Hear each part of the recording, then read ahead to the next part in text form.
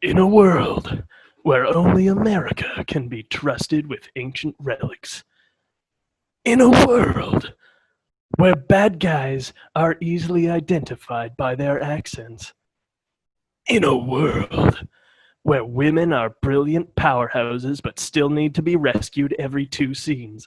Two conventionally attractive white men will save the day. We watched Raiders of the Lost Ark and National Treasure. Oh, yay. Hey, everyone. Welcome to Citizen Kane versus, where we compare a widely considered great movie with a movie that is widely considered to be more on the schlocky side and ask ourselves honestly, which is better? My name is Jack. Yeah, I said Benner today. Which is better. Which is There's better. only And it's one movie with Ben, so it will be National Treasure. That is our Citizen Kane of the week, and goodbye. it's a short episode today. Oh God. So ask ourselves which one is better. My name is Jack Rennie, and I'm joined by my friends Sean Jacqueline. and Daniel Benoit. Daniel's recording of Daniel Benoit. And this week, if you caught it before, we compared Indiana Jones, Raiders of the Lost Ark, to National Treasure, which I have been also calling Treasure Island to my girlfriend all week, just because its name is forgettable. But Incredibly. I enjoyed the movie. So this week I proposed these movies. This was my recommendation, but I hadn't seen either of these movies in a long time, so it felt very fresh watching them both. Of course, Raiders being much more like burned into my brain. Yeah, I just want to say two things. I want to start by saying, Sean, that was probably the best intro we've had so far, so kudos. But also, I have a really good feeling about this week, guys. I have a really good feeling about how this week is going to go. Do you? I think so. No? I think we're heading towards another fight week if this is how you're starting up. Ready to be on that fence, Jack? I will see how on the fence I'll be. I'm also kind of one-sided with this one, more than I thought I would be.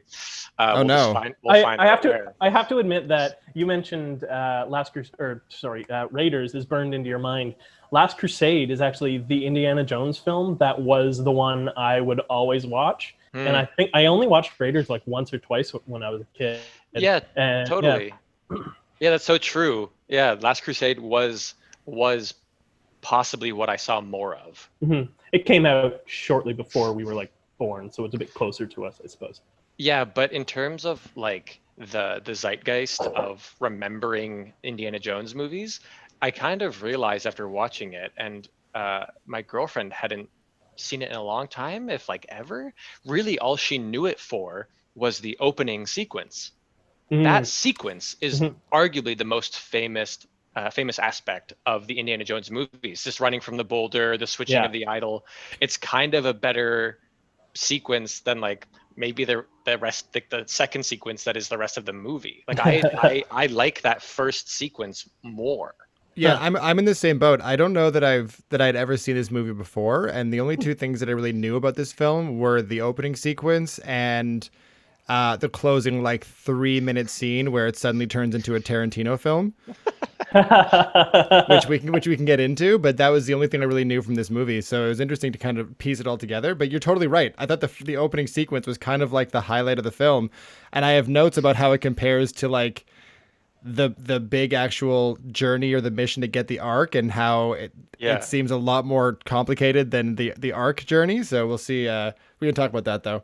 Yeah, but my girlfriend was like familiar. She said like she had been on the Indiana Jones rides at like theme parks. Oh yeah, Marisa too. Yeah, I've never, but apparently they're all based on that opening sequence. Yeah, well, it would, yeah. With the boulder chasing you. And she was like, "Oh, fun! Like I look forward to watching this movie," assuming that was like the climactic sequence of the movie.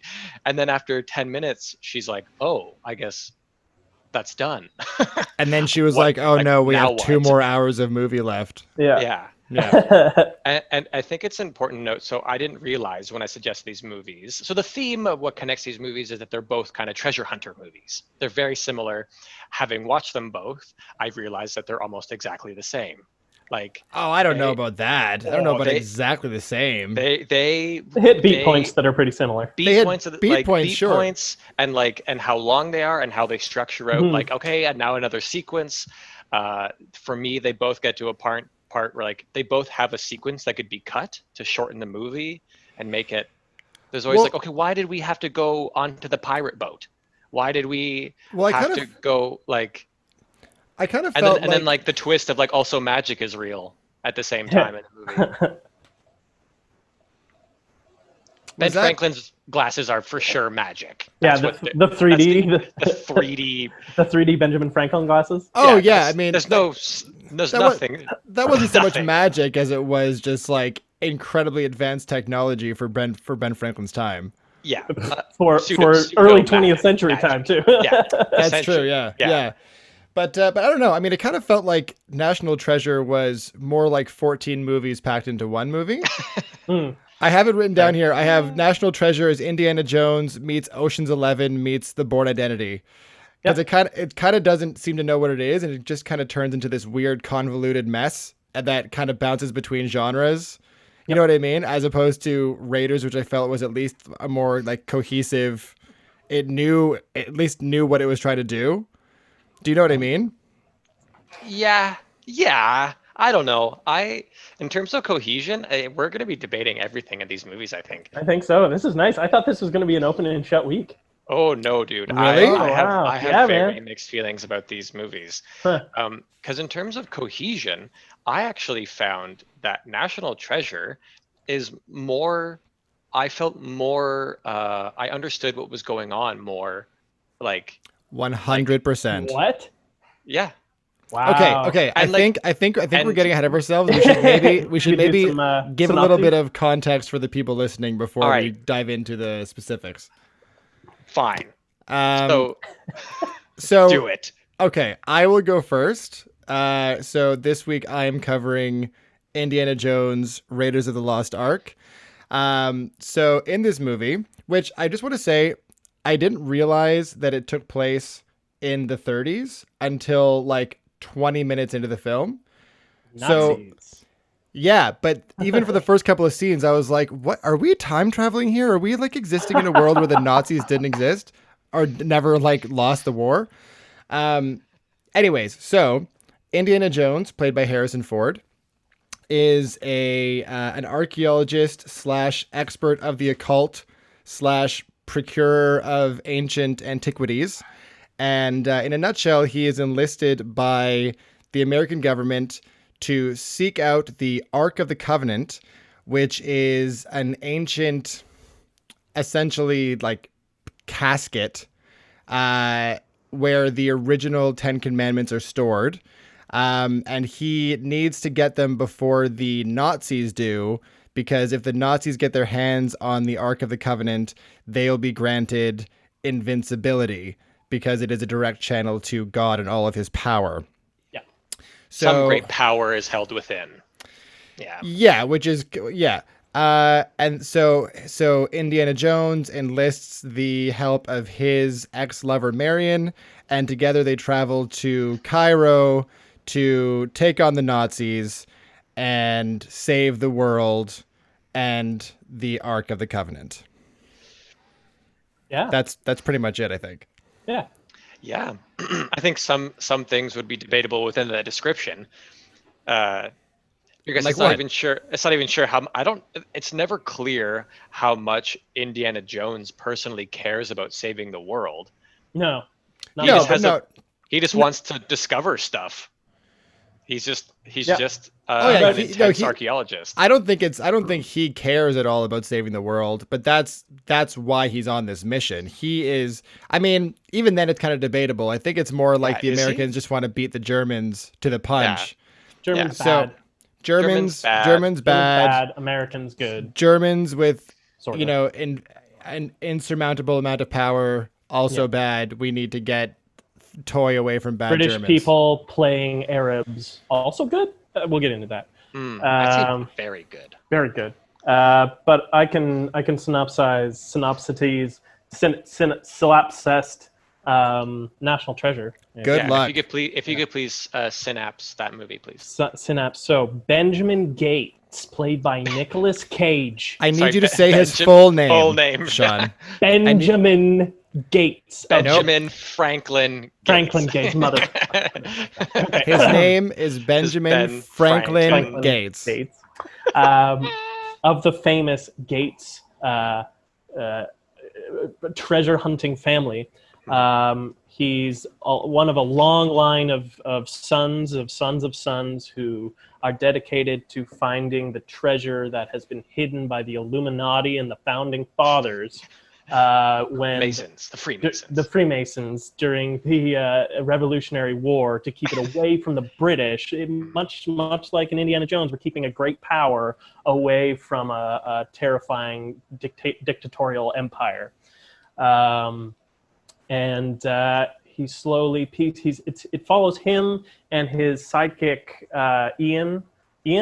I think it was Riley was his sidekick. Ian was the villain. Was the villain, played by Sean Bean. Anyway, so it's him and his sidekick Riley, and they're piecing together clues. The cold open scene, they get double crossed by the guy who's funding them, played by Sean Bean, who's Ian, and then they're both going after this treasure at the same time. It involves stealing the Declaration of Independence and defacing many historical landmarks in order to find yet more clues towards where this treasure might possibly exist. They kidnap a beautiful blonde CIA agent. What was she? Some federal officer? She's just like a federal agent who specialized in like ancient documents. Yeah. I believe she was a doctor as well. She was a doctor. I apologize for that. They give her so much screen time to show that off. They kidnap her. She becomes part of the team who's looking for the treasure. Harvey Keitel is the FBI officer who's charged with tracking Benjamin Franklin Gates down. And the thrilling conclusion, we discover whether the treasure was real or whether it was in their hearts the whole time. Yeah. Oh, God. One thing I just want to say in defense of Benjamin Franklin Gates was that they did not kidnap Dr. Chase. They rescued her from Ian. They did. Who was kidnapping her. Who was and then kidnapping didn't let her go. No, she decided to take along. She decided that she wanted to stay. Because she was like, I'm not leaving the side of that document. Right. Fair enough. Okay. So she kidnapped herself. She kidnapped herself as part of the scheme. Very similar to Marion Ravenwood in Indiana Jones, who's like, you're not going without me. They both have a very similar, these movies are so similar. Guys, I don't know how that was debatable. Although I mean, it's debatable in terms of how convoluted and confusing and kind of muddled National Treasure was, I think, versus because again, Indiana Jones, I don't know another movie like it. It was definitely like it had its own tone, its own direction. Indiana Jones knew what it was and kind of stuck to that all the way through. Every 20, 30 minutes or so in National Treasure, I felt like I was watching a different movie. First, it was a heist movie. Yeah. Then it was... No, yeah. It was The Fugitive. First was an action movie. Then it was a heist movie. Then it was The Fugitive. Yeah. So it just kind of... I don't know. They felt... I don't know. Anyways. Which one do we want to tackle first? That's it. Indiana Jones, maybe? All right. Maybe sure. Indiana Jones? Let's talk Indiana Jones. So, Sean, why don't you start? Because I'm sensing a bias. Go ahead. Well, no, this movie is just so lovingly crafted. It's especially compared to some of the films we've watched so far where there's not a lot of craft or thought put into some of the things. Spielberg and Lucas wanted to make a film that paid tribute to the films that they watched growing up. The B movies, kind of the B movies that we're searching for now. They're the ones that they loved growing up. that involved the like horrible disfigurement of bad guys at the climax, that involved the like obvious objectification of the like feisty female sidekick. It is so they're not trying to like break the mold or anything, but what they're trying to do with the film is take the spirit of creating a movie on like as bare bones a budget as they can. I think it only cost $20 million to make this film. Right, but in the 80s when it was made, that's the equivalent of like $700 million today. I don't know. Well, National Treasure was $100 million. So tell me which movie spent its money more effectively there. But definitely National but Treasure. they did what they set out to do. Whoa. Whoa. They did what they set out to do. And I had a great time. Yeah, to be clear, I enjoyed watching both these movies. I did not. I had trouble getting through Raiders of the Lost Ark. How, as someone who loves camera work, who loves like how directors frame things, how can you not like how this movie was shot? They're so creative. I liked how the movie was shot at times. I thought the art direction was actually pretty phenomenal. Yeah. They built a lot of real stuff, which was cool. Yeah. All the practical stunt stuff. work. The stunt work was insane. You mean like him like going under the truck and stuff? Like going under the truck, leaping, horse tricks. Like these are all things that aren't put in films anymore. Nobody does that in film. Yeah, and that's I mean, is that true? That happens. I'm pretty It's sure that happens pretty often. It's all CGI now. But these no, you don't see CGI'd people like bouncing off horses or going under trucks. That stuff is still done by actual stunt people. I would say if there's a scene with someone who has to like crawl in the undercarriage of a truck in a film made not made by Christopher Nolan in the last like 20 years, it's probably CG. Well, this yeah, okay. We have to do a whole separate conversation on perhaps, but whole different podcast. A whole different podcast. Okay, yeah. but one point I wanted to make was, and I think this is what bothered me, was because everything was done practically and because everything was done in these kind of wide shots where you can see that it's being done by a stunt person, the pace of all the action in those scenes felt painfully slow. And all the fight. I disagree. Oh, well, you're wrong. All the fight choreography was I couldn't even it told a story. What? Barely. Yeah, man. No, come on. Like the sword fight, top notch. Which one? In the market, and it was paced so that you could follow what was actually happening, and it wasn't just a whir of blades. You see the guy lunge, but his blade gets diverted and it goes through his buddy, and then suddenly he's stabbed through like the 3 oranges that come out as he pulls it out of his friend. Yeah, I'm not saying there weren't like that was a neat little moment, but I gotta tell you, man, like. A lot of the fighting either didn't look very good. That's being generous. Yeah, like it looked pretty rough, and the sound was like didn't help it. And the story was they're fighting people. Some of it looked good, some of it looked bad. I don't know. It's the fighting in both these movies isn't really good. Yeah, but if you had to choose between which movie had better looking action scenes, it has to be National Treasure. No. Because National Treasure National Treasure at least has the benefit of A, more money, and B, better editing. So they can at least quicken the pace of the action to make it feel more intense and immediate. Yeah, but that's why, not what makes me care about action scenes. No, actually. yeah. Why do you want something that's moving too fast for you to like follow anything? It was never moving too fast to follow. But if I'm watching a car chase that's moving too slow, I lose interest because I don't feel the urgency of the moment the way that you do in a movie where you have the benefit of controlling the pace of the scene. Mm-hmm. Yeah, I mean, you're both like. Mm-hmm. The action of these movies for me is pretty similar. They both succeeded in some fields for me and didn't succeed in other things. Like it's not really one of the points that I would debate more. That's more of a point that I would kind of keep as an equal thing, if I'm being honest. Like I enjoyed and disliked things with the action in both of them. Most of my thoughts are about the stories of these movies and yeah, other elements. Mm-hmm. Well, I mean both stories are kind of ridiculous. Yes. right? Like both Yeah. stories are absolutely absurd. This one, I will say, I actually could follow the logic of why in Indiana, I understood the logic of why they were going to places. I knew why that was happening. In National Treasure, there were times where I was like, oh, and suddenly we're in a room where the Declaration was signed. Okay, why? Oh, okay, and now we're in a wall somewhere. Okay, cool. All right. See, I had a different experience. I found that the plot in National Treasure was definitely more convoluted, and there was a lot of steps that we could have done without.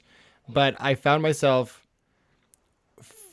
quite a bit more often in Indiana Jones having to like ask Marisa why we were where we were or what was actually happening. I had an easier time following National Treasure than I did Indiana Jones. The one time I felt like that in Indiana Jones was they load the Ark onto the submarine at the secret Nazi naval base, and then they Yeah. offload the Ark off the submarine to bring it onto the island. Well, can we need talk any about of that? can we talk about that moment for a second? Was the because we see Indiana Jones hop Yes. onto the sub Thank Yeah. you. above Thank you. rides water. it. He rides Yeah. it the Is whole the way idea there. that he rides the entire way there I know. underwater? Yes, it is. He jumps off the pirate ship that he's gotten onto. A sequence like this is what I'm saying. It could have been cut entirely and saved Yeah. this movie some grief.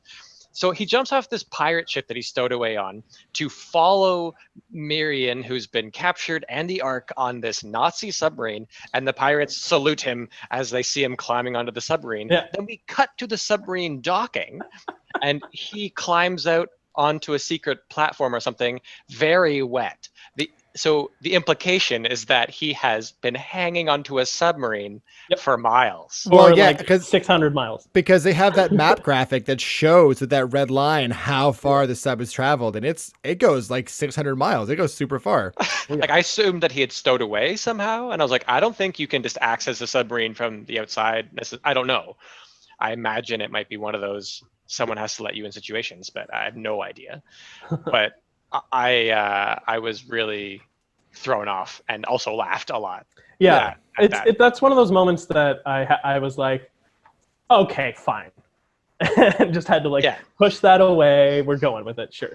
And in the same way, though, Sean, you're talking about when the after they've gone in the sequence when they've gone to the Liberty Bell because of the word stow, Yeah. and they go there, and it's all to in the ends retrieve from a single brick that luckily hasn't been destroyed or replaced the very important glasses of Ben Franklin, not the lead character, but original Ben Franklin.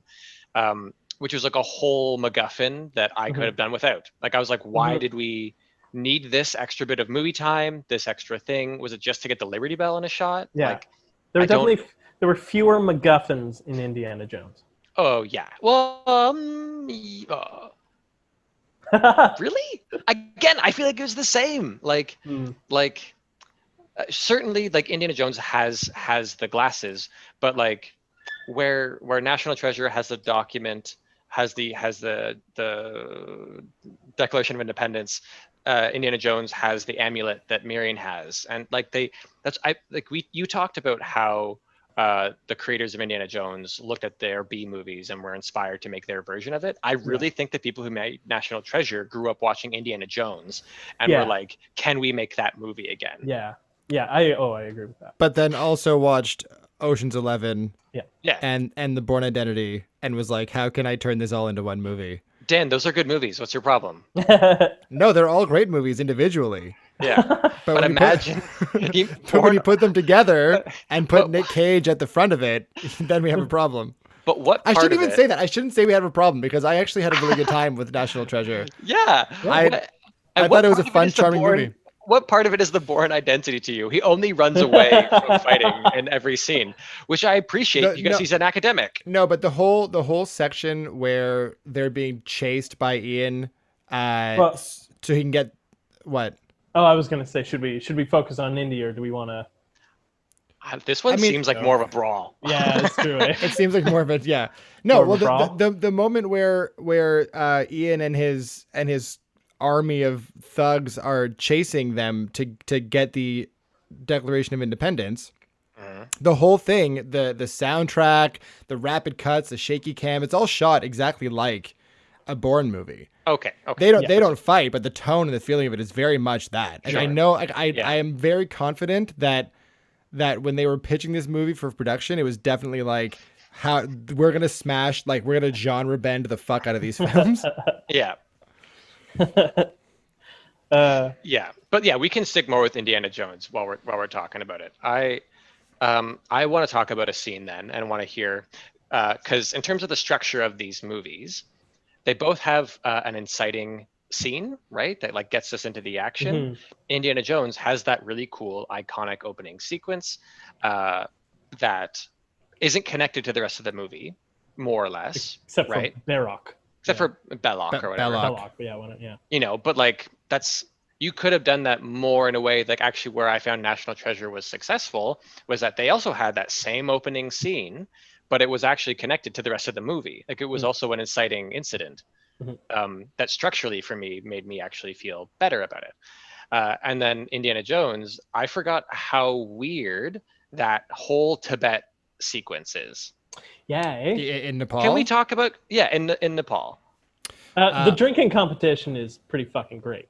I like that scene. It is a good scene, but I was watching that scene and just thinking to myself, why was that concept for a contest ever invented? Who would want to subject themselves to a shot for shot contest? It just seems like such a fucking terrible idea. Probably in some like 1931 B movie called The Wrath of Attila the Hun or something. There's a drinking competition scene, and this was them being like, "Oh, we better nod to that." No, also, but people used to have way more time on their hands. Yeah, that's true. Because I'm not talking about why would it be in this movie. I mean, like as a general concept. Why is that a thing that people would do to themselves? But I also want to say no Call of Duty, you know, like yeah, that's fair. That's fair. That's all I'm saying. But I also want to say that I didn't realize until after I had watched Raiders that during that whole scene when Indiana Jones comes in and she's like cleaning up the bar, she's supposed to be hammered, right? Like she's just finished this drinking contest and she is like, I guess the idea is that she's stone sober and can never get drunk. Yeah, that's her like superpower, for lack of a better word. Yeah, which is why when it comes back later in the film when she's trying to outdrink Belloc, and he's like, "This is what I grew up with," and then she kind of goes, "Oh, I'm gonna have to stab him now." Right. Yeah. Right. Yeah, which I followed. Yeah. But the drinking scene is fine, but then like the rest of that scene is pretty weird. It's a lot of weird acting. There's some weird staging. There's some really terrible action. There's some incredibly racist prosthetics. There is yeah. Those poor Nazis. Oh my God.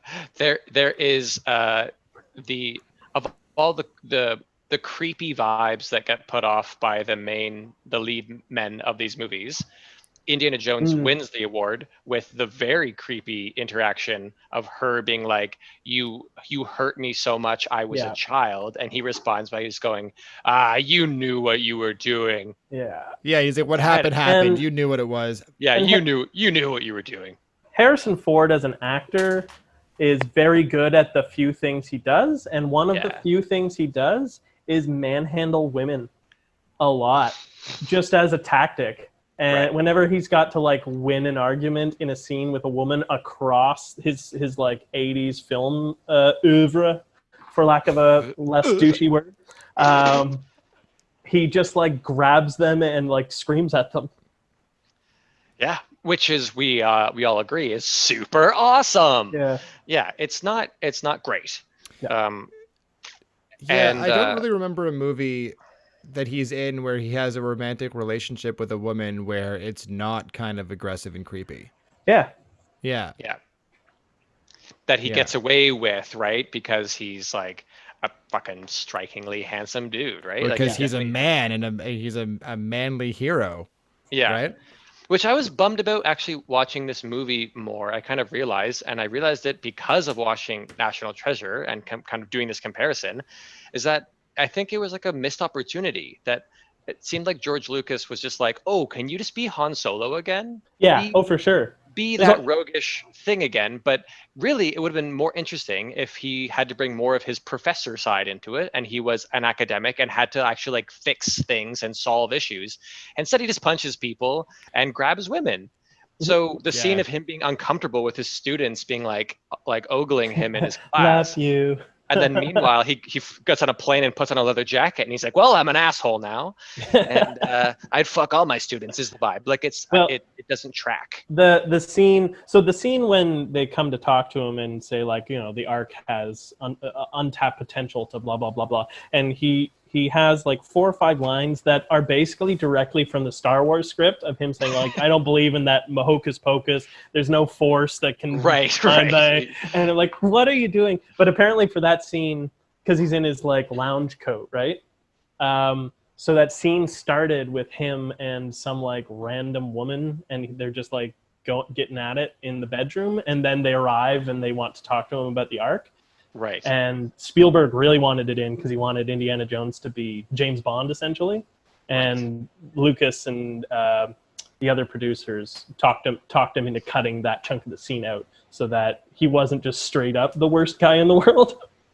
Wait, sorry, I'm confused. So the scene was supposed to be the agents show up at Indiana Jones' Indy's house? Yeah, And he because has a woman he's in his house coat, and he's involved with some random woman to show that he's a womanizer, and that he's like really fast and loose, like James Bond is. That he's desired by women. Yeah. Right. So instead, they rewrote it to put him in the university. No, there's a scene when they come and they're in his house, and he's got the house coat on. It's just the one guy that comes to his house to say that he is being sent. Yeah. Oh, Or got it. Right. And he's getting his stuff, which I think actually is a nice touch. I did like seeing the fact that he's like Mr. Adventure, but like he also just like keeps his whip in the closet. Yeah. Which I enjoyed seeing. But yeah, that doesn't surprise me. I am surprised though that George Lucas said no to that. Yeah. Based on what I know of him. So apparently the internet, lots of stuff on the internet about this movie, obviously, but the 2 things they like to say were the main influences George Lucas had on the film, other than it was his original idea to have this character, right? And Spielberg and him fleshed it out. The 2 things that made it into the film was it hurts here, where he's pointing at the different parts of his face where he wants her to kiss. Yeah, that makes sense. And that tracks. Yeah, that tracks with Lucas's idea of romance. And then her wearing a nightie for the rest of the film? Was that it? Probably. And then the other part that made it was the monkey Sieg Heiling. Yeah, okay, I had a note as like I forgot how much of this movie revolves around a spy monkey. Yeah. Well, there's tons of it. Not that much. I mean, the monkey dies pretty soon. There's like 15-20 minutes of runtime that is a lot to do with Spy Monkey. Yes, that's tons. true. It's not. And then nothing. Spy Monkey It's a switches bunch. sides. It's like Yeah. it's like who does the Spy Monkey really pay his allegiances to? It's whoever has the dates. Clearly.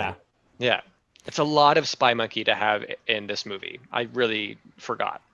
We've got to throw away in a little bit, but I feel like we're not quite done discussing this movie. So do we want to come back right into this? Oh yeah, we are not done here. This is going to be a 6-hour podcast. Yeah. Hey, if it happens, it happens. Mm-hmm. There'll be lots of content. Yeah. All right. Well, and now a word from our lovely sponsors. Boo-doo-ba-doo. Hey there, I'm Tort Thorgerson, and my favorite movie is Saturday Night Fever. I'd like to give a shout out to the boys for giving me the time to talk to you about a brand new podcast, my podcast, called Picking Up the Ladies.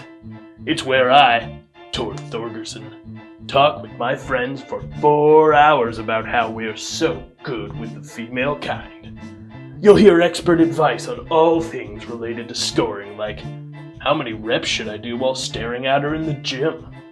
Does being asked to go away really mean please stay, I think you're sexy? How loud should I make my shitty car to let her know I'm interested? You'll find out the answers to all that and more in the episodes we'll release from my mom's basement every day. That's Picking Up the Ladies with me, Tort Thorgerson. I don't know the meaning of toxic masculinity, Welcome back. We were just talking about how Indiana Jones isn't as good as we remember it being, I think is what the conversation was. Uh, uh, I mean, modern lens. I'm sorry. I gotta make a few points saying that like you talk about the story being easy to follow and cohesive and stuff more than National Treasure, but I find that it has as many flaws that they sneak away on this they stow away on a pirate ship Mhm. and then the Nazis just find them. Like, do you know how hard it is to find a boat in the ocean in the 30s? Not for Nazis. Oh, right, sorry. And as it's tricky because Indiana Jones gets more points in my book for being like um, having more iconic scenes. It has more iconography that has lasted throughout the history of film, which is why it's on our list as like a great movie. Mhm. And so you talk about like, you know, the face melting and stuff at the end is of course like it's enjoyable, it's iconic, but the rest of that scene with the weird CGI of like of spirits flying around and the multiple times that there are thunderstorms in the background that really don't look good. Like it's not like they did their best for the time. Like it looks bad. It, Um, like Well, okay, come on. hold. I mean, okay, if what I'll say is, if this movie was made with a budget of $40 million for I all think it the was stuff, $20 million. okay, so $20 million for everything that they achieved visually, some shoddy CGI for the '80s. I mean, I watched Mortal Kombat Armageddon, which was made in like 2001 recently, and Uh-huh. they have a thunderstorm sequence that looks almost identical. It looks almost identical. Yeah. Yeah. So what I'm Well, saying is for that time, I mean, it's not the worst. Go but it's ahead, Sean. also it's But it's not good. but but we're okay. So when you see something bad, I from George Lucas, who at the time and Lucas Arts still now is at the cutting edge of special effect technology. Yeah. They are pioneering everything.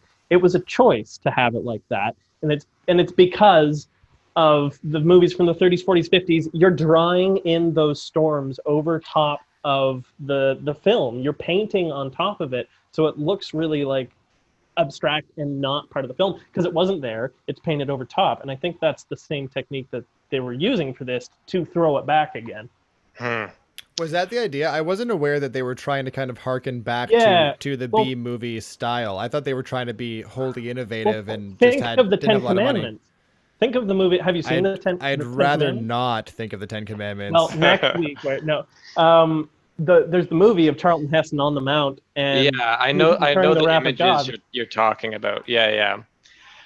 But still, like if someone tried to do that now, and they were like, "Remember how movies used to look worse? We paid an homage to that in our current movie." I'd be like, "Cool, cool stuff. It looks bad." Um, like there are certain things that I wish people would bring back from old movie making. I don't know if that's one of them. I mean, I'll just say that in those two scenes with the bad thunderstorm CGI, my bigger issue was the entire fact that I had no idea what the Ark of the Covenant was actually supposed to be by the end of this movie. The fact that I thought it was supposed to Yeah. hold the Ten Commandments, and then suddenly it's a container of ghosts and fire. I didn't Yeah, that didn't make any sense to me whatsoever. yeah. It And doesn't really. It comes out of nowhere. it comes out of absolutely nowhere. And I also want to point out that in the other scene where there's a thunderstorm, it's when they're digging in the right spot for the well of Yeah. souls, as they call Yeah. it. Yeah. And I loved that moment because Indiana Jones goes up there with a crew of like laborers and diggers. For days or something.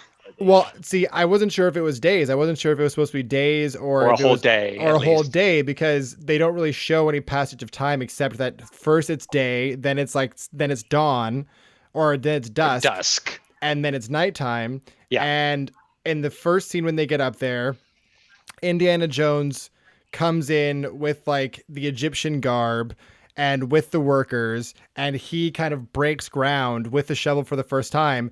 And the next scene, he's somehow back to his like regular Indiana Jones attire, and he's just overseeing all of them. And suddenly he's like the foreman of the camp. Yeah, no worries. Not like they're going to be spotted. No. Also that they're like 100 feet from the other camp. Yeah, And on top of a hill. Like on top of a hill, and being nobody 20 notices people. them. Yeah. Yeah. I mean, so to be fair, they're Nazis and Oh, very good at their okay. job. So Okay, can I ask, because we before we leave it, the power of the Ark, and in particular how Indiana Jones is suddenly like, don't look at it, keep your eyes shut, whatever you do, don't look at it. I had just assumed in my memory, like I remembered him saying that, but I assumed that there was a reason that he knew to do that. Did I miss that? Or is it No. not there? It's not there. Oh, that's too bad. That's a huge problem. Like, well, what yeah, the- because even at the end of the movie, once they've given the Covenant back, he's like, we have no idea what this thing is. They still talk about the fact that they don't know what's in it. So the fact that he knows the solution to the problem, so they don't die, is it's a little problematic. Yeah. Yeah. Or even if he had a throwaway line somewhere that was like, I've reason to believe these contents weren't meant to be viewed by humans anymore, or something. So look away. I don't know, something. I've been like, okay, fine, that's all you gave us. But it really comes out of nowhere and is a very crucial thing. Especially when they've established that he doesn't believe in supernatural. He is only out there to like track down these historical artifacts and put them in museums. And so when that line of him telling her to look away assumes that he totally believes in the supernatural. And so, yeah. He said, because God's going to come out, Marion. Yeah. There might be some stone tablets inside with magic powers. That's my Harrison Ford, by the way. Oh, it's spot on. Yeah, thank you. Yeah. Now do him as Han Solo. Hey there, I don't believe in the Force. The Force is made up. Okay, now do him in Blade Runner. Look at all these robots running around. They're not people. How am I doing? That's great, man. Thank That you. was, Yeah. that was incredible. I know. It's still just me. If you're listening at home, it's still Jack. Oh man, Mr. Ford, I love your work.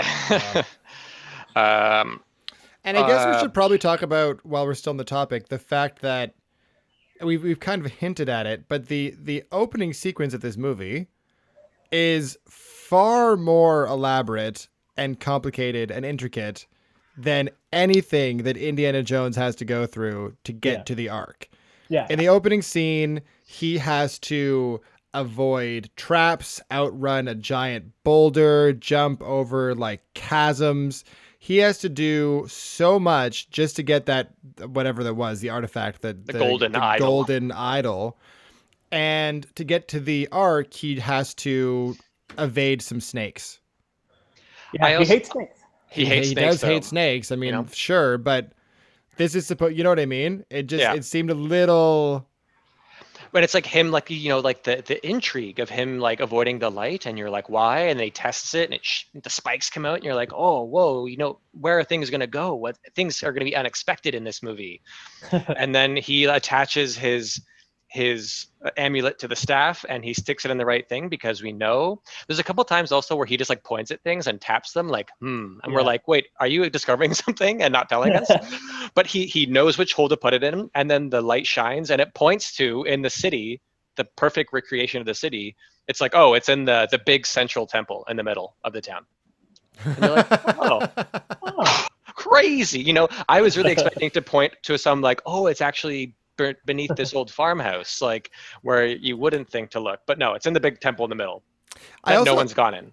I also loved in that scene how the area where, like, the map room where he had broken into was fenced off, and the Nazis find his partner standing over the opening with a rope leading into the map room, and all they do is just like ask him to leave. They push him over a bit. A little bit, but the next scene, he's just like wandering around the camp. He's not contained at all. He being Gimli, by the way.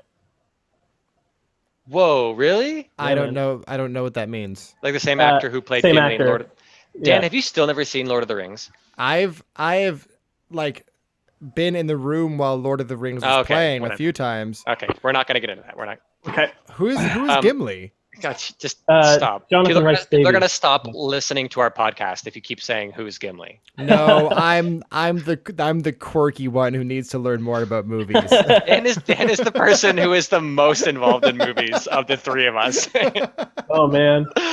Fuck. So, Okay. so if anything, because of his casting, seeing how tall and big that man is, it gives me more respect for Peter Jackson for the scale work they had to do for that film. But that's Yeah. a different podcast. That's a whole other podcast.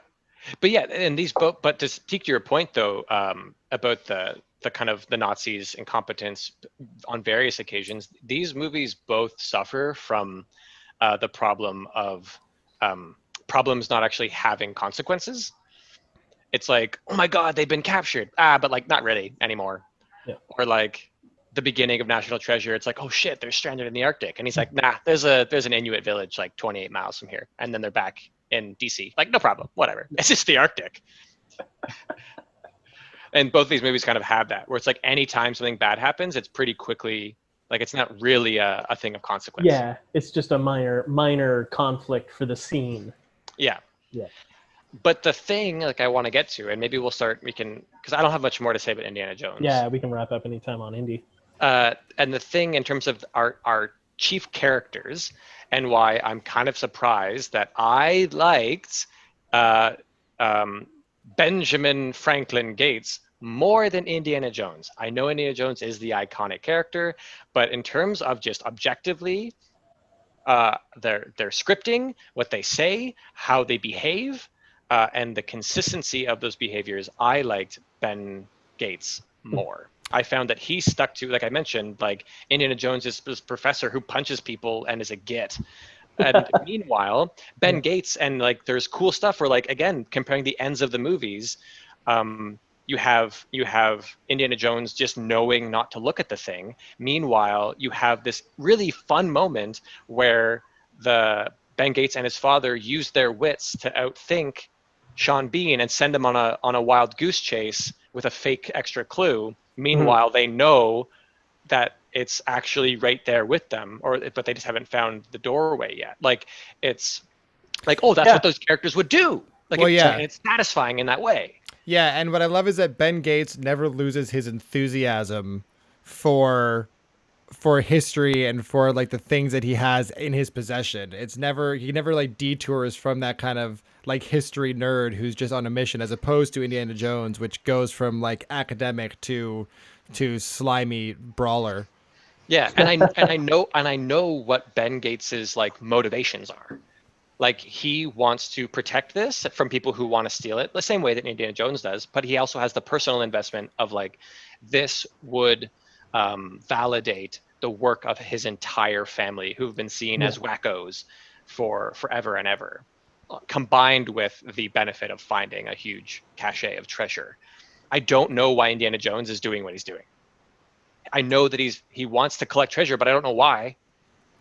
Like he wants to, because I have no idea. Because he knows that it would be the biggest find in the history of archaeology. But why is he after the golden idol in the beginning? Oh, because to make money. Well, yeah, I think they flesh it out more in like Last Crusade, or at least they add him in him saying like this belongs in a museum. Don't accept it. It's not in the movie. Yeah. It's not in the movie. I'm sorry. You don't. Nope. I just want to point out the fact that for those of you who are not watching this and only listening, Sean looks a little more deflated now than he did at the top of the podcast. Yeah. I just rethought one of my score points. So you're working. It's fine. That's go. right. It better be. Yeah. But go ahead. But you have to acknowledge the father-son relationship in National Treasure is directly pulled from Last Crusade. Yeah, like I said, it's trying to be Indiana Jones movies. There's no question about it, right? And Ocean's 11 and Ocean's 11 and Orange and fucking The Color Purple and. Yo, but Dan, did you like that heist sequence? It was fine. It moved the story forward. It's a pretty fun sequence.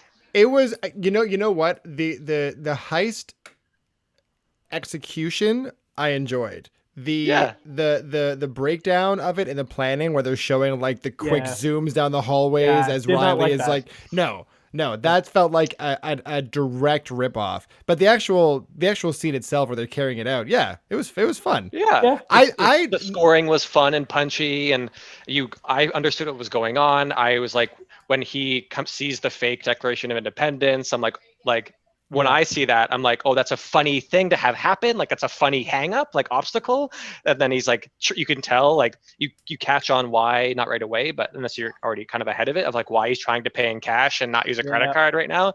But then he also takes a fake one, and like that's exactly what I would have done. Like That it was a has good- those that was a good gratifying moment. moments. Yeah, that was good. So for Like, it's good. context, on his way out, so Yeah, Benjamin. we're switching over to National Treasure now. National we're Treasure. in National Treasure Land now. Benjamin Franklin Gates. A better title for the movie. National Lampoon's National Treasure Land has just successfully stolen the Declaration of Independence from the not the White House. Where is it from? Like the National Archives. The Yeah, National Archives.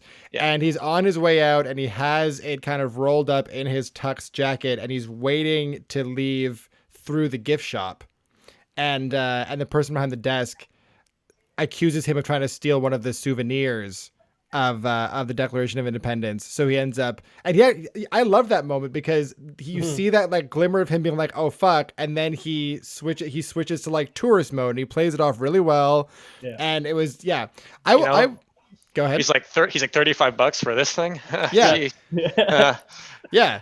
So yeah, I thought that whole. I mean, what I'll say about this movie is it felt derivative and it felt pretty kind of like general, but there were a few moments where I wasn't having a good time. I enjoyed for National sure, Treasure for sure. Yeah. kind There's of through it. some boring ass parts of this movie. Yeah. They both go on too long. Like Yeah. they both, like I've said, they have those sequences that should have just been cut. The They whole. both are the rare like 4-act script structure for some reason. Yeah. Very stilted. Yeah. But I want to compare though, just because this is a scene where I feel like you can compare direct scenes, like beat for beat, because they have such similarities. So I mentioned how weird the Tibet, the Nepal scene, Which we didn't really get into, and we probably should have talked about the specifics of why that scene was so weird. Because, well, I mentioned that's weird Yeah. and how it's staged and acted and scripted and performed. and racist. Anyways, continue. Sorry. Yeah, it's just like a bad scene, except for the drinking part at the beginning, which is like fun. But then you have the introduction, the equivalent scene, which is Ben and his buddy going in to try and pitch to our female lead about what they believe is going to happen to the Declaration of Independence and what is on the back of it. And they're trying to, that's the equivalent scene where we're first introduced to that female character. And that scene is like, again, like better than I remembered or expected. Nick Cage is pretty charming. The script is pretty funny where he's like, well, it has a sequence of and you can tell he's nervous, and like it's enjoyable. I loved that, and that's what kind of set this movie apart for me from Indiana Jones, was the fact that this movie was self-aware enough to point out that its central plot was ridiculous. Yeah, as opposed to that's Indiana fair. Jones, which took itself way too seriously. This movie was like, yeah, we know this is silly, but come along for the ride. Yeah, he's like, well, we think there's a map to important objects, and she's like, a treasure map, and he's like, yeah, like, and we're then like, Riley's oh, that's like, oh, that's where we lost the FBI. Sorry. yeah, exactly, which is funny. Like that's like, I did not expect the writing to be as good as it was at moments in National Treasure. I remember it being schlocky garbage, but it's not, like, it's decent. There is schlocky garbage, but there's also some really well-crafted character moments. Yeah. After that scene, however, there is zero chemistry between Nick Cage and Diane Kruger. It's There some is forced no- chemistry for yeah, sure. Yeah. I don't really buy it so much. Maybe little moments, like at least they both excited about unveiling the secret code on the back of the. Yeah.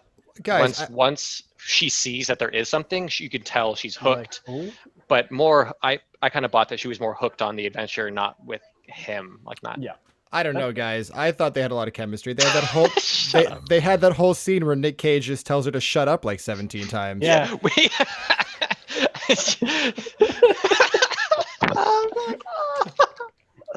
Hey, don't forget. And then the romantic moment when he just grabs her and he goes, "Wait," and then he kisses her. Yeah. Oh boy. Both Movies had bad. Both kiss movies moments. have terrible kiss moments. It was so funny because I laughed out loud when that happened. I was like, "Oh, god damn it! Why right now?" And then I look over and Marissa's like, "Oh, What? Yeah, Oh, God. Marissa ate it up. She ate it up. Yuck. Yuck. Yeah.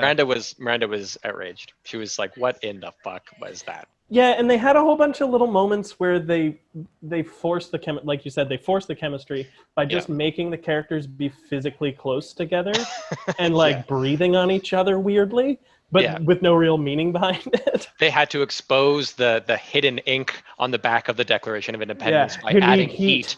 Ugh. so they breathed warm air on it together. Ugh. Blah. I thought that was super sexy. You guys just don't know what romance is. That's true. I mean, it's still better than the romance of Indiana Jones. It's one of those things where we're supposed to buy that they're into each other because they share this academic pull, right? And like, okay, if we maybe we don't understand it, but like maybe they're like, oh, I see something in you that I see in me, and I find that attractive. Fine, I don't fully buy it, but okay. I guess in Indiana Jones, we're supposed to buy that they're both kind of roguish renegades who are feisty and physical, and that's why they connect with one another. Right? I guess. Yeah, and he grew up like her dad was his teacher. Yeah. And Which then they dated when she was a child. Was that what happened? It might be a figurative thing, but maybe. That she clearly idolized him being a lot younger, and then it sounds like they slept together, and then it sounds like he fucked her over. Yeah. So romance point goes to Treasure Island. Yeah, that's the bonus for National Lampoon's Treasure Island. National Treasure Land. Which I would pay to see National Lampoon's Treasure Island. But so anyway, I overall I'm surprised. I mean, the music in National Treasure doesn't stand out in any major way. No. It's there. It suits it. The levels were good. We talk about levels a lot because I hate writing. Do you know who wrote the music for National Treasure? Hans Zimmer. No. The guy who scored Space Jam. He's been featured in 2 Citizen Kane versus movies already. Shut up. Remember the Titans and Coach Carter. Trevor Rabin is his name. No That's way. There are just 4 people who do this apparently for movies. John Williams, Trevor Rabin, Hans Zimmer. I mean, Danny like Elfman. that kind of is how it goes. But okay, fine. But counterpoint, what National Treasure lacks in original score, it makes up for in drinking game ability. Because in and of itself, if you just make a drinking game out of you take a shot every time someone says steal the Declaration of Independence, right? You're hammered by the end of Act 1. Right. That's true. That's fair. It's incredible how many times they managed to squeeze that phrase into the first like 40 minutes of this movie. We're gonna steal the Declaration of Independence. Steal the Declaration of Independence. But in comparison, though, just so we mention music a little, the music in Indiana Jones, it's way more Star Warsy than I remember. Of course, it's also John Williams. I kind of favorite more just because it has that iconic soundtrack. That totally. Ba-da-ba, like that's a jam right there. That's There's nothing in National Treasure. Yeah. Oh yes. The levels in Indiana Jones are terrible. I have a note that says this is because we've talked about it. They are week after week where there's a movie that one or both of you have to like ride the volume. This was the first movie I've had to do that, where it was either blasting through my speakers during moments of action or I couldn't hear what they were saying. Yeah. Yeah, I think I had moments of that, but I also had the closed captions on, so it didn't faze me for that. Cheating. But, You're not allowed to cheat. No cheating, Sean. You can't read the movie. It's not part of it. I thought the script was well fonted. Yeah. Okay, my other, because I'm curious about what you thought about it, because I kind of have mixed feelings about it, so I want to hear your points about it. the very opening sequence in National Treasure, they find the Charlotte, which his family's been looking for centuries. It's a ship in the Arctic, and they go inside and they find a very, very important, we find out at the end, it's needed to get to the final treasure. That's an old pipe, which has been lovingly stored in a barrel of gunpowder, because that's good. And clutched by the ship captain. Yeah, clutched by the ship captain. And then he kind of that. gets... yeah, I bought the visuals. I liked it. You know what I mean? It's kind of had like a Goonies vibe to it as well. And then he kind of stabs himself and he rubs his blood on the one part of the pipe and he rolls it out, and it's a code. It's a riddle. A secret riddle. Yeah. And then he kind of jumps into a very cliche solving the riddle out loud, a la like sort of Jeff Goldblum in Independence Day, like right, computers, and you're like, wait, what? And everyone's like, what do you mean? And he's like, computers are smart. Like he kind of starts doing that stuff, word association stuff that, to be honest, became more clear to me as the movie went on. Like connecting that silence was Ben Franklin. It was a pseudonym for him. I was like, oh, that's actually kind of fun. Like, and that's, I think, based on a historical truth, right? So I ended up kind of liking it. When he first did it, I was like, wait, is this what the movie is going to be like? But then as I started to piece it together as someone who wasn't as familiar, but kind of as the movie went along, I kind of enjoyed it more in retrospect, which is maybe not how a movie is supposed to be made, but I think that makes sense. I think that makes about the opening scene. Yeah. I thought the opening scene was great. It had all the plot points. It gave you all the information you needed. I mean, I think that what they did successfully was they did exactly what you're talking about, where they kind of set up these conventions they're going to use through the movie that you have to kind of discover as the movie goes along. Yeah. Right? I will say that opening sequence where he goes on his little like word association riff, that is the only time in the movie where I didn't buy it, because I wasn't invested, I assume. So I think we had similar experience. I will take qualms with you calling that the very opening sequence, because the very opening sequence is a flashback within a flashback. Sorry, yes, I did forget about detailing the Gates treasure family and their failures with our guy Christopher Plummer. With Christopher Plummer and John Voight on the same set, the number of production assistants that had to go into therapy after dealing with those two assholes must be insurmountable. Oh my God. I loved also John Voight's wig in that scene. I think they tried to find a Nick Cage wig sort of too. Yeah. I thought Sean Bean was in a wig at one point too. I was like, are they wigging everyone for this movie? No, it's 2004. Oh man. Was that 2004? Yeah, man. Wow. Yeah. Okay. That's right. They do a big exposition background thing that essentially right away starts by being like, hey, conspiracies are real. So double down on that if you think the government is out to get you.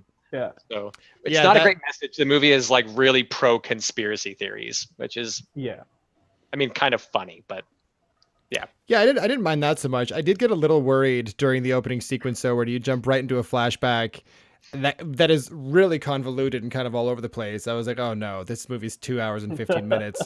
Shit. Like if they had just started with them in the Arctic, it would have been a lot better. But I mean, Christopher Plummer was fun to watch. But even I wrote, I was like cliche, like exposition intro, but then I was like, but kind of fun. Yep. Like kind of fun. And I can sometimes appreciate a movie who's like, instead of having a bunch of expository dialogue throughout the whole movie, it's just like, hey, here's 5 minutes, here's everything. Like, again, like when a movie knows what it's trying to do, I sometimes appreciate it the same way that I appreciate how a movie like Pacific Rim started by being like, so dinosaurs exist, we built robots to fight them, here we go. Here we are, yeah. And I was like, I didn't want a backstory. Thank you. I think what this movie would have really benefited from is just an opening scroll, like an opening. In the year 2004. Exactly. Humans are extinct. Well, Battlefield Earth throwback. Oh, That's man. funny. Can we just talk about how Sean Bean has been robbed in his career of playing lead roles, and how he deserves to have way more feature film Yeah. credit? than he He has? was Ned Stark in Game of Thrones. That's for not a lead role. That's a lead like role for 5 like a episodes. season. Yeah. No. I actually Ah. I don't remember how long he was in the show for, but I remember he was memorable. But I mean, like he did a series called Sharp's Rifles, or just Sharp, when he was really young, and he was the lead in that. But then when he made it into Hollywood, he plays bad guys and sidekicks, and generally gets murdered at the start of Act 3. And I want more of him. I want more Sean Bean in my life. He was great. I mean, that's what I'll say kind of generally across the board with National Treasureland. I was generally impressed with the cast. I didn't realize that all these heavy hitters were in it, and nobody's really. I mean, I'll say that when Jack, you announced the movies last week, I got a little excited to get a little crazy Nick Cage in my life, which we didn't get in this movie. No. He's very But tame. he was very He's tame good. and he was understated. He was charming, except for like a couple of moments where A couple he goes, times it kind of misses. yeah, like the moments where he's trying to show his enthusiasm for where he is or what he's doing, it gets a little over the top. But generally, everyone in this movie was great. Yeah. Um, The guy, what's his friend's name again? Riley. Alvin? Riley. I like Alvin. Alvin's better. Alvin? I liked Riley.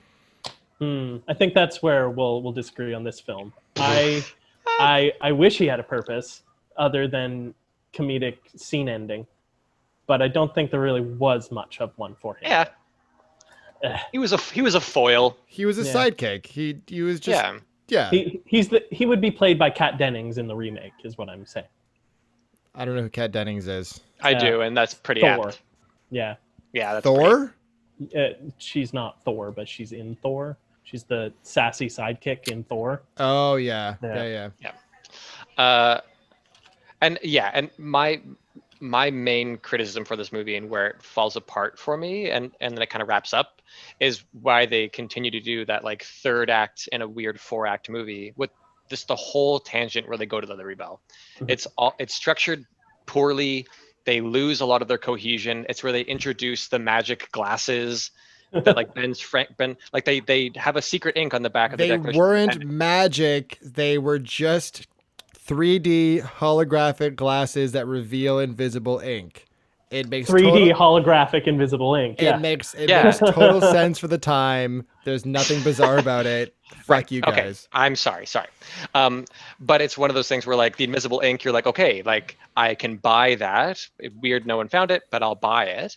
But then they say, no, there's another message on the Declaration. If you have these totally real scientific glasses the 1800s, sorry, that you can then see the extra message.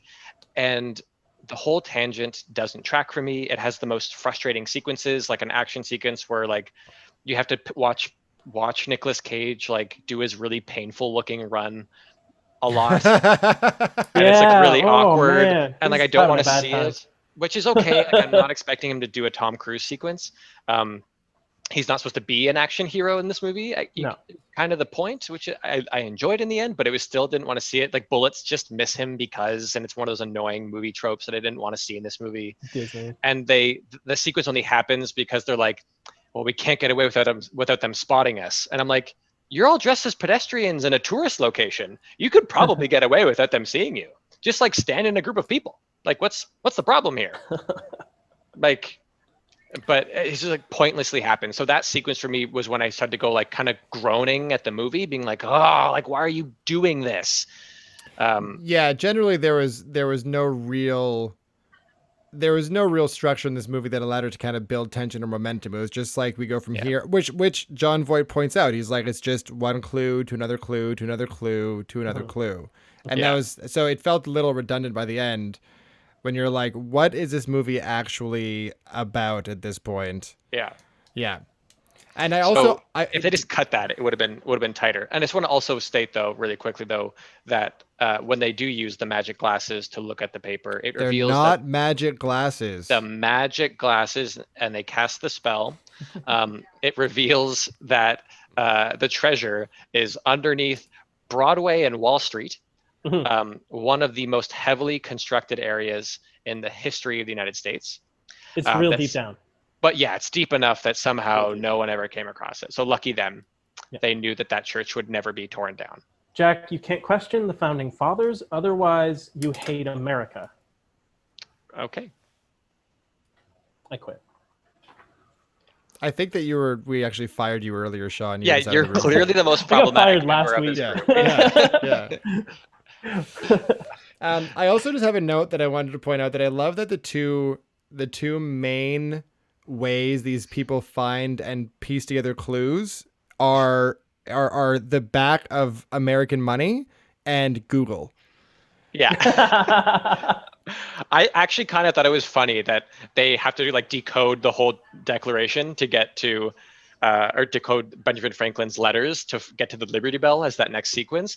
Meanwhile, Sean Bean just gets the last word and Googles the word stow. Yeah. And I was like, that's actually pretty funny. Like, pretty smart. Yeah. Like just like to undermine itself as a movie, being like, yeah, but also if you just like Googled it, like you might find something too. Well, the FBI does it too when they find the letters in Nick Cage's house. Oh, There's supposed to be secret letters written by Benjamin Franklin that no one's supposed to know about, and like the first Google search they do, it gives them all the information they need. Right. Yeah. Huh. But by that time, they'd been donated to a museum. So.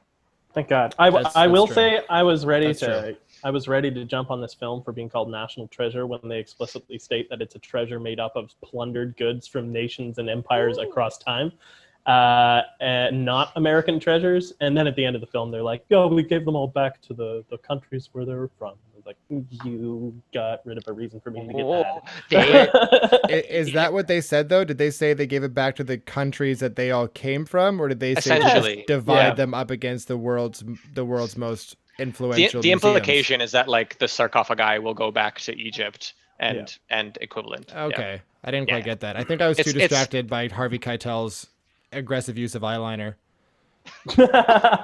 Hey, he looks hot as shit with that eyeliner. He looks great. Who's also a Mason, right? That's the point. That's the ring. Yeah. Plot twist. Yeah, he's overwatching the treasure, like his father and his father's father. Right. Which for context, we learn at the end of the movie, once Nick Cage is trying to hand over the treasure to the FBI, and Harvey Keitel reveals his Freemason ring to show that he has actually been overseeing this treasure all along. Mm-hmm. But no matter what, someone's got to go to prison, man. Yep. The horrible rule of the American justice system. I couldn't believe that. I couldn't believe that they doubled down on that. Twice in the movie, they're like, well, someone's got to go to jail. And I was like, why? Why does anyone have to go to jail here? You have the treasure. This guy helped save the day. Well, with that, we might have to throw it away to a loving sponsor. So any 3-second words on this film, gents? National Lampoon's Treasure Island. Make it. Yeah. Great. Couldn't have said it better myself. See you on the other side. Hi, Dr. Mann? Let me guess. Here to ask about invisible infections, right? Yes, everyone keeps telling me that if I keep having unprotected sex, I'll get herpes. Or worse. But I've been having lots of unprotected sex, and I don't have herpes. Of course you don't. The government just wants you to use condoms to infringe on your freedoms and turn you into a sheep. I knew it! That YouTube video was right! That's right, Tammy. You've uncovered the deepest truth of the universe. If it's not happening to you personally, it doesn't exist. Wait, I didn't tell you my name. We've been waiting for you for some time, Tammy. Welcome to the Order of Free Thoughters. Oh my God. This message brought to you by the Secret Order of... Holy shit! Do you get the analogy yet? Just wear a mask! Hey, and welcome back one more time.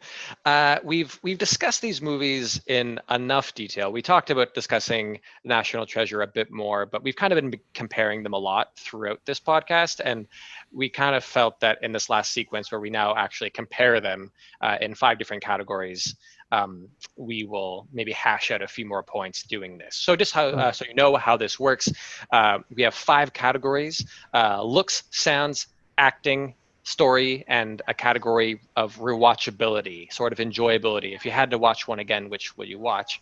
And how it works is there's three of us in this current format.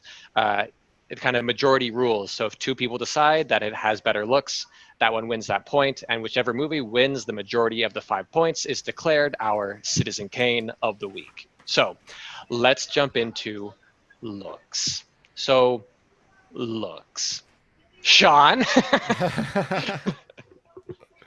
Hey, National Treasure was shot fine. There's nothing like glaringly bad about the way it was shot, but Nope. when you compare it to a film that has Spielberg behind the camera, sorry, John Turteltaub is not Spielberg, and the way that Indiana Jones looks tells a way better story than the way National Treasure looks. But Sean, National Treasure Land has heist sequences. It shows us CGI'd hallways where you can steal CGI'd Declaration of Independences. Super cool. My point goes to Indy. Fuck you, Sean. I mean, so here's the thing, and this was my crux debating so many of these categories, which is that so National Treasure has a more consistent quality, I think, in its composition in terms of many of these categories. Yep. It's just that Indiana Jones has these more standout, iconic moments, sounds, scenes, whatever. So, but some things, it's that tricky thing where the things that I really enjoyed in the iconography of Indiana Jones would get canceled out by something else. Mm-hmm. So I look at even something like Indiana Jones's costume and I go, what an iconic look. It's great. It's simple yet effective. Wow, cool. That the whip is a great addition. It works. But then they put Miriam Ravenwood in silky dresses for most of the movie, and I'm like, okay, well, so fuck this movie. Like, what the hell? So, like, it's just one of those tricky things where at least Treasure Island is like more consistent all the way through, and it's just like the costumes exist because they are what is needed in that moment and carried on from the previous scene. So I'm going to challenge. I want to challenge your rating system there by saying, like, can you cancel out something that is visually iconic and very easy to remember with something bad, acknowledging that it's iconic because it was shot really well and exemplifies an understanding of the camera that most directors will never achieve in their lifetime? A little bit of extra sauce on that one. Just would you yes or no, Jack? No, on that yes one. Or no, just on that leading question. But just will he ever compare in the great scope to Steven Spielberg? Yeah. I'm not saying it's a perfectly sound logic. I'm just saying these are the things that I'm weighing against each other as I'm trying to decide. So I'm glad I watched these movies. I watched one on Thursday and one on Friday, and then I had yesterday. I'm glad I had that day because I was really looking at these 5 categories and like racking my brain, being like, but which one am I choosing here? And just so you know, Sean, I actually my gut instinct, not really gut, it wasn't, none of these were gut instincts, but my eventual point for this went to National Treasure because it didn't have messy scenes. It didn't have bad bad staging as much in the same way. That there's a number of scenes that are like the staging of it is more what I look at is like how are the actors being used more than how are the shots being framed. Sometimes that's just my personal bias in films. That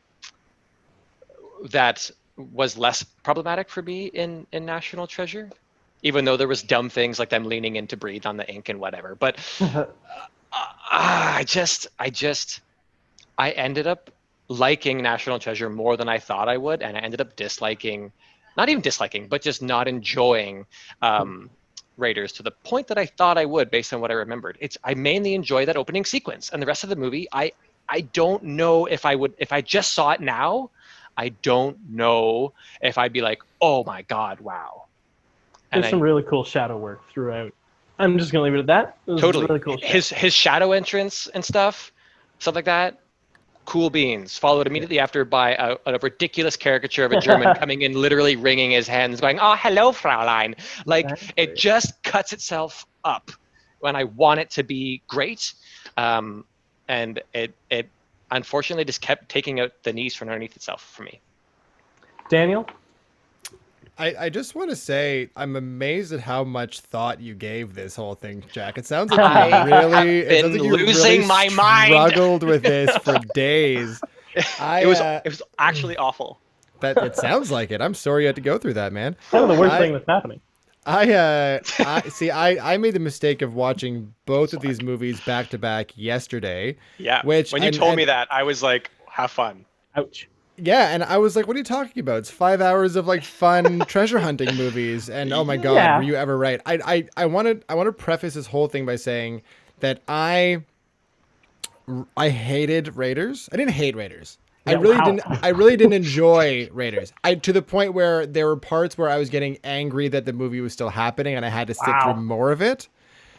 That being said, if we have to look at looks objectively for just its own standalone category, I think it clearly goes to Raiders.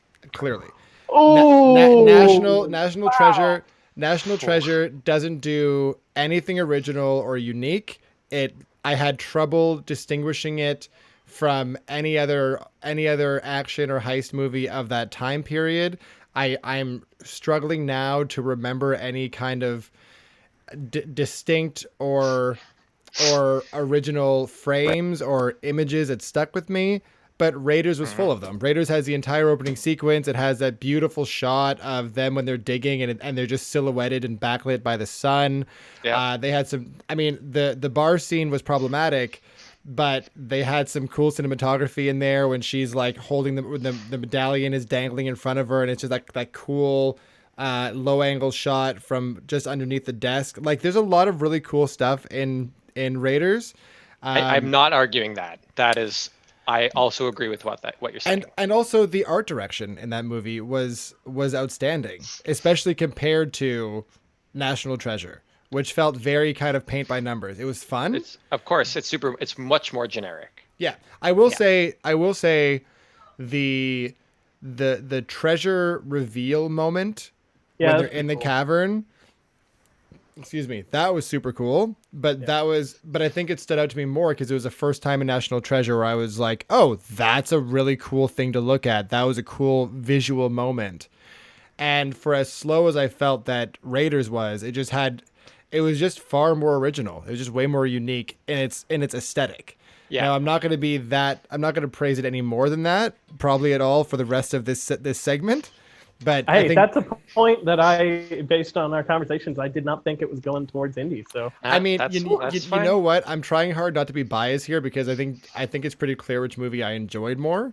Yeah. But if I want to give a fair point per category, I think it has to go to Raiders. Look, if you want to give it to the movie that, despite other flaws, definitely holds more of those iconic shots and like memorable shots, then of course, if that's what you're looking at, that which I also totally get, then yeah, Raiders would get it. But I hope there were also more shots in Raiders that I was like, bleh.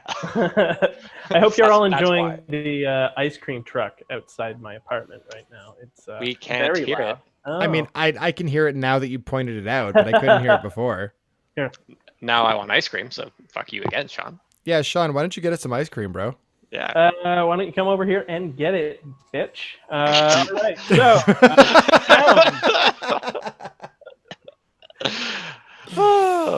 Sound. yeah. Dan, you start this one. See, sound. I'm stuck with sound. I don't know what to do here because like we've talked about, the soundtrack of Raiders is iconic, and Yep. you know that soundtrack from the very first note. But a lot of it is like Star Wars. It's A just lot of it is like Star just the Wars, theme. and it's It's just the painfully, theme. it's very repetitive. And I mean, the thing that I wrestled with the most was just the levels in this movie. Yeah. And the fact that there were entire scenes where I had to like go back and turn the volume up to just try and figure out what the actors were saying. Yeah. Also because the audio was recorded terribly. There was also just like all this weird background noise and like shuffling over people's dialogue. Like it was rough. Yeah. But on the flip side, National Treasure was kind of generic. I mean, granted, the soundtrack never detracted from the story. It just never really stood out as anything, noteworthy.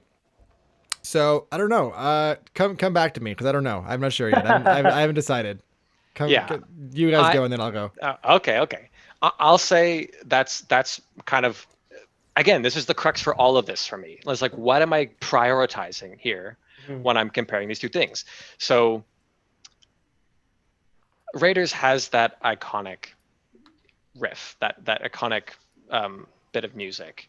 The rest of it, I was like kind of thrown off by how much he almost directly stole music from Star Wars. He's trying reuse. out themes for Return of the Jedi in this movie. Yeah, exactly. But then the levels drove me crazy. There was also weird ADR stuff where it like didn't seem like a scene that should have needed it. But there's a scene where Miriam is talking as they're walking down a street in Cairo, and I'm pretty sure it's just like full on, like it's just a scene of her talking about something, and it seemed like it was still ADR'd, like it was. Well, maybe and I just thought that because it was finally clear. Oh yeah, I know what part you're talking about. That was the one part where I suddenly got pulled right out of it because there was something weird with how her lips and voice were lining up. Just slightly, right? Like the energy didn't match her body or something. Like, and so like it's just tricky. It's just tricky for that. So I said, okay, for clarification, I'm not decided on this. My current point is still for Raiders somehow, because if I were just to listen to the movie, I think it would be a fun, like a fun radio play at least, like, and the music would be fun, and I wouldn't recognize bad ADR. Maybe the levels may still suck. That's tricky. I literally have just for theme song, like literally the rest is rough and bad levels, but I think it would still be a better thing to listen to than National Treasure. But National Treasure does have good music. Like the music isn't bad. It's good during the heist. It does what it's supposed to do. Yeah, and that's we can't discredit that for just being well made. A John Williams score does what it's supposed to do, even if it is copying itself. Oh, that seems like a bit of a cop out. Is John Williams the guy who did Raiders? Yeah, and Star Wars. Yeah, boo. Star Wars and boo, E.T. Sean. and Jaws and boo. Boo, Sean. Boo. View it as just the movie, not the connection to its other movies. Boo. I mean, I'm saying that like a John Williams score, even though he does copy himself and other romantic composers pretty much relentlessly, he knows when there has to be a sting. He knows how to manipulate the audience into feeling a certain way. Even though on paper, that love scene where he's kissing her, where he's getting her to kiss him in the certain spots he wants, is super fucking weird. Yeah. The music, I was like right into it, and it was, I kind of enjoyed it just because the music was so like warm and like da da. Yeah. You just wish you were kissing Harrison Ford. I mean, generally every day. Yeah. But I'm giving my point to Raiders, obviously, but it's not entirely because of John Williams' score. That helps. Trevor Rabin is clearly prolific and writes music that does what it's supposed to do, but it's not entirely memorable. This Raiders, the Foley artistry is really cool. How they created a lot of the sounds. The boulder sound is a truck that they put on neutral and they rolled down a hill and captured. All the punch sounds, they like piled leather coats and hit it with baseball bats. But those sounded terrible. Well, yeah, but they're. We talked last week about, or the week with Saturday Night Fever, we talked about that bar scene feeling Right. like a Batman punch-up scene. That's what I felt like when I watched this film. Mhm. It Yeah, was Sean, awful. I will take your other opinions more seriously if you can just let it go that the fight scenes in Raiders are shit. Nah, they were fun. They were super fun. I they're had a- a No. lot of No, fun. Sean. Boo, I Sean. No, Sean. Lots of fun. They're not very good at all, Sean. I Oh, did they're enjoy the fun story, though, a bit of history lore of again the thing that everyone remembers from those scenes is when the dude is revealed in the market with the big sword, and then he Yeah. just he's like exhausted and shoots his gun. Apparently, that only happened because Harrison Ford was super sick that day on set. He had dysentery. And he was Yeah. like, I can't do it. Can I just shoot him? And then that became like, again, one of the most famous scenes of the whole movie. Yeah. But that whole scene is so ridiculous because when the crowd clears out, the guy with the black robe is standing there with his head down and the knife at the ground. So that means that he was just sitting there waiting in the crowd dude. for them to reveal him. Yeah. It was so dumb. It was It's so full of a dumb. lot of dumb stuff. Well, you should never watch Flash Gordon. Never watch any serials from the 30s. Ooh, I'm Flash just- Gordon should Yeah. go on this list, though. Yeah. That's a classic. Daniel, Versus what's The Flash? what's your point? Going? Yeah, what's your point going to, Dan? You got to do yours. Well, does it matter? You guys both chose Raiders, didn't Yeah, you? but you have to. I'm not a hundo P. Okay, I was thinking about this while you were talking, Jack, and I think that if we're talking about which movie sounds better, not which has better music, Yeah. or you know what I mean, like not which like its components individually are better or more fun, but which movie sounds better, provides a better auditory experience. I didn't have any complaints watching National Treasure. But I was complaining the whole time with Raiders, if only because of the bad ADR and the horrible levels. Fuck. It was brutal. It hindered my ability to watch the movie. So, and that's an editing problem more than anything. But you know, such is life. So I think if I have to be fair, it has to go to National Treasure for me. Oh my god.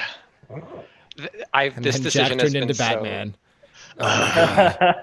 Where are the other jokes? Okay. I Flip a coin. fuck. I mean, it feels like a coin flip. Ask Miranda. I'm. What I love is that you spent 3 full days pondering your score and you still don't know. I don't know. I hope this doesn't bite me in the ass. Because I think I'm still gonna give it to Raiders. Oh no! All right, well let's. 2-0 for Indy. I started this episode feeling so hopeful. Okay, but now this category. Yeah, I think there's 3 in a row that might turn it the other way. So we'll Ooh, see. yeah. even for you, Sean. Well, no, but like No, but I think he I know understands where, where they might Oh waver. yeah, exactly. So acting. Yeah. Let's just. I'll go first. yeah, I was the gonna say, who wants to acting go in Indiana first? Jones is over the top caricature work. Yes, it is. It But sure not is. good, not but fun to not- watch. But not necessarily fun. Marion movie is were you annoying a lot. Indiana Jones is a jerk most of the time. The Nazi is way over the top. That it doesn't feel like a real person. Kind of only Belloc, his like a reasonable kind of counter person to him Evil sometimes. Frenchman. Even though he starts his movie with a literal like evil laugh directly into the camera, Loved it. which like so he has to like find his ground again after that ridiculous first moment.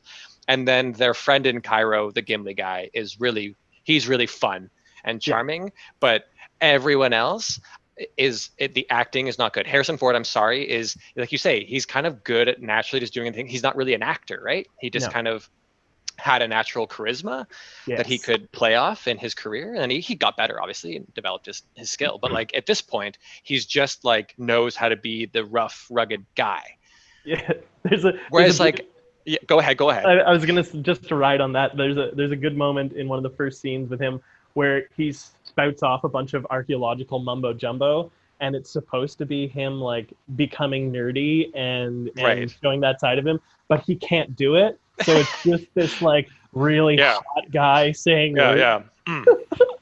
Well, the Yeah, fact that he was a professor at all in this movie didn't make any sense to me. They didn't need to make him a teacher in any way. He could have just been like the rugged Tomb Raider.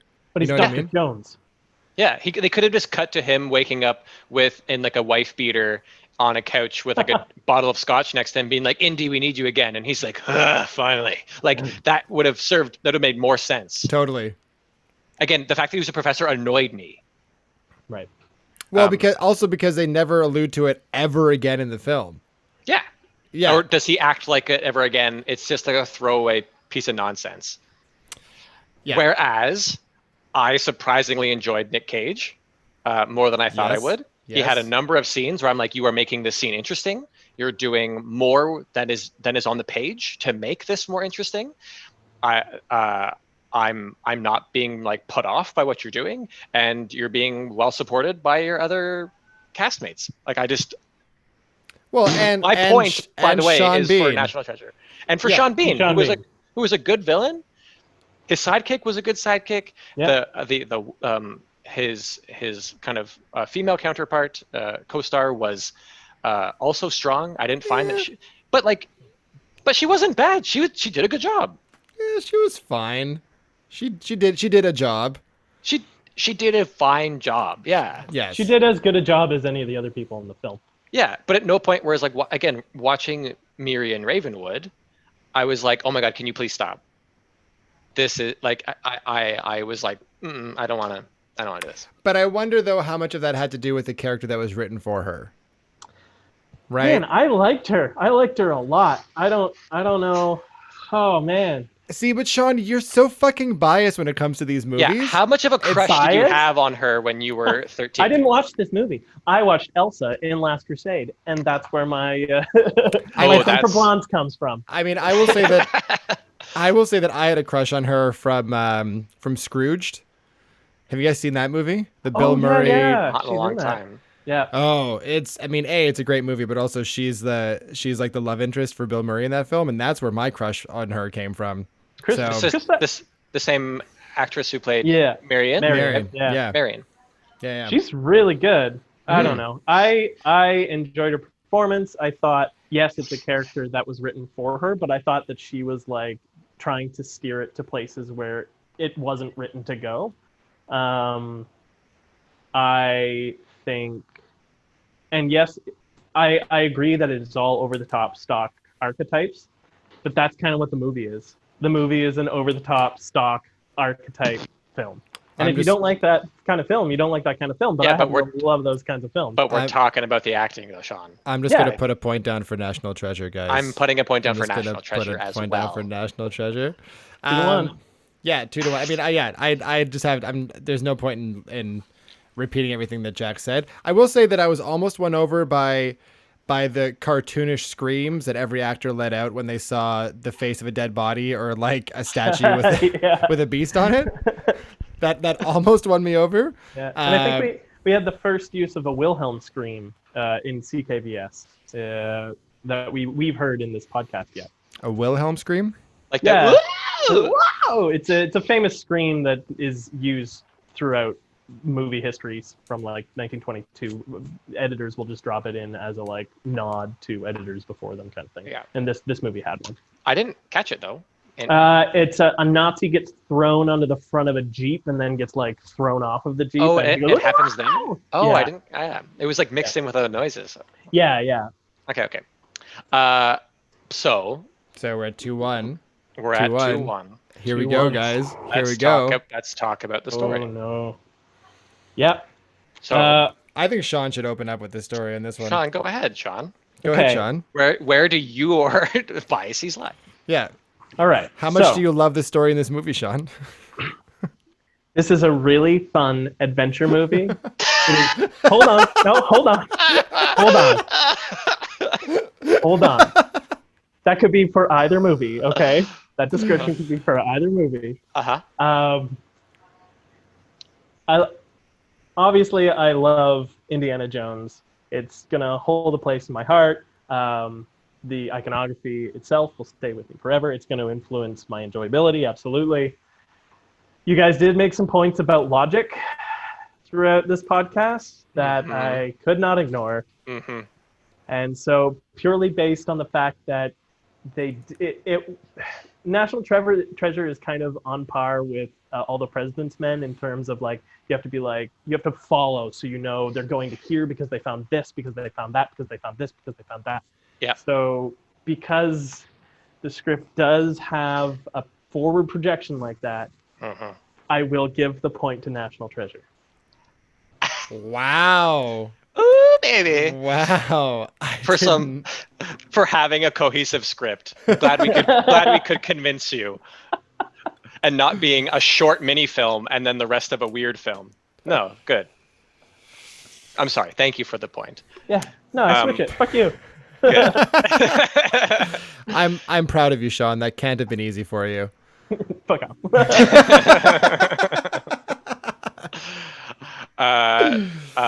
Dan, what do you feel? I thought it was pretty clearly going to go to Raiders on this one. Raiders is obviously the more interesting and thought out story. We'll be right back. After Our this ad brief from fire. Global Idiots. Yeah. Are you being real right now? No, of course not, man. It's go to Okay, good. National Treasure. Of course not. Yeah. I mean, again, both of these stories are ridiculous. Both Yeah. of them are super dumb, and they both With have flaws. various MacGuffins and all that. Yeah, I just there was one too many things there was one too many issues with Raiders. Mainly just that last scene where suddenly we're in supernatural territory and there's ghosts and like fireballs, and it's just the whole thing was. National Treasure gets my vote. And I also give it to National Treasure. Oh, we're tied. Here 2-2. we go. Here we go, friends. Oh, Here we go. It's happening. It's happening. Gonna go down to the last point. I can feel it in my bones, boys. Here, this is Yeah. it. This is the Yep. week. Well, I'm so excited. well, Sean. Sean, my if point's you going had to to, Indy. Yeah, my point's going to Indy. Indy is a much more interesting film to watch, and I giggled like a fucking idiot at all the funny points of the film. There were funny points in National Treasure I laughed at, but overall I kind of sat there with a half smile on my face and was mildly interested for the 2 hours 11 minutes. can you honestly say that Indiana Jones is the more interesting film? Yes. The more interesting of the two movies, having just admitted Absolutely. that the story is superior in National Treasure. Superior in I gave it the point because of the arguments you made. The story in Indiana Jones is fun as shit. All For right, being well, kind of a mess. Yeah. I guess it does have Okay. that kind of charm. I I guess get- there's the argument for watching a good bad movie, I guess. Or just that like it keeps its goodness outside of its, like, separate from its kind of It's a mistakes. fun movie. The set pieces are fun. There's bad connective tissue between the set pieces, but those set pieces are really well thought out and very enjoyable to watch. Enjoyability point goes to Indiana Jones. Well, I'm. This was a super tough point in terms of comparing these. I'm going, which one would I really like? It's a rainy day, and I'm thinking, hey, let's sit and watch a movie. We got a VHS of Indiana Jones, and somehow a VHS of National Treasure. I'd probably put on National Treasure. Oh, especially if it's a VHS. If it's Especially, a VHS copy, yeah. it's for sure National Treasure. Well, Yeah. and all the VHS copies of Indiana Jones were cut to pan and scan, so it's not the actual widescreen. So you only get to see it like a third of the. Oh my god. Well, I got them both on Blu-ray. Let's say that. Same thing. Yeah, But right. same thing. I honestly, I was more frustrated with the overall, I guess, quality, if I'm being honest, of Indiana Jones than I thought I was going to be. In Are terms we of- watching these films from the '80s thinking that they're going to be shot as like clean and edited as quick as films are now? No, it's not about that kind of stuff though that bothers me. I don't mind sitting through a longer shot or any. I like that. Mhm. Or it's just that the parts that I like my nostalgia factor got flipped on its head because I was expecting better action and better fights, and then I was like, oh my god, they're actually not good, and oh my god, this scene is actually weird, and oh my god, like this relationship is kind of fucked, and that I kind of had a more of a harsh awakening. Still a really good movie. I would still watch both of these movies again. Yeah, sure. Like if National Treasure's on TV, sure. Yeah, but my point, I think, still has to go to National Treasure, and I'm so surprised that that's where this ended up, but I just want to say, first and foremost, thank you for letting me go last. Uh-oh. I made sure that you did, Dan, so that I get to be the one to do this. Can't believe this is happening. Oh, it's fucking happening, buddy. Ugh. I have been campaigning for weeks Yeah. for the schlocky Talk about movie bias. to win. Hey, I have always been fair. I've always been impartial, but the honest truth is, I will likely never watch Raiders again. I didn't really have a good time. I am okay to watch Nick Cage in pretty much anything. So, And there will be more Nick Cage. oh, there will. I can't wait. No, but I mean, point to National Treasure. I had way more fun watching it, and I'm having way more fun now. Knowing how much it's killing me. Knowing how much I'm just watching Sean's face fall like lower and lower.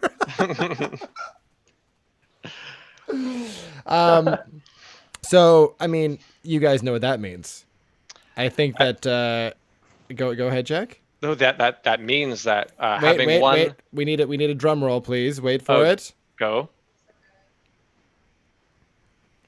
Jack, if you will. With a win of 3 out of 5 categories, our Citizen Kane of the week is National Treasure. Ugh.